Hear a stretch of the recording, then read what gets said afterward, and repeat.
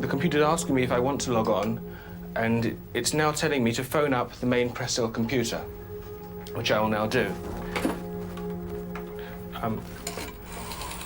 So it's a very simple connection to make. Extremely simple. And I can actually leave the modem plugged in once it's done that without affecting the telephone. I'm now waiting for the computer to answer me.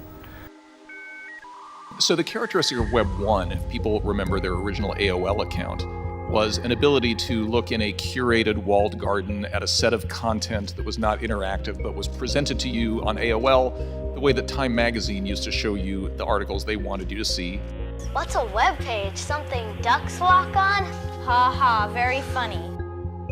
The innovation of Web 2 was that suddenly you could not only read content, but you could also write content. This is when the blogosphere became a big thing. Every day I check the price, bad price.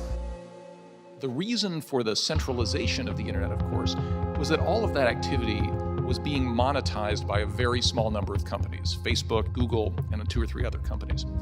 What makes Web3 different is the ability to own the actual network. And that's what crypto assets themselves represent, is an ownership stake in an underlying network. So when you hear people talk about, for example, layer 1 tokens, what they mean is this is your reward for providing the ledger maintenance services, the computing power to the network that on Web 1 and 2 was done by Google, right? So now people in my hometown of Pueblo, Colorado can actually own the Ethereum network, but they can't own the internet. That's owned by Google and a few other companies. That's what the project of crypto is all about, is allowing people to directly own the networks that have native assets that are supporting it, and that's the nature of decentralization.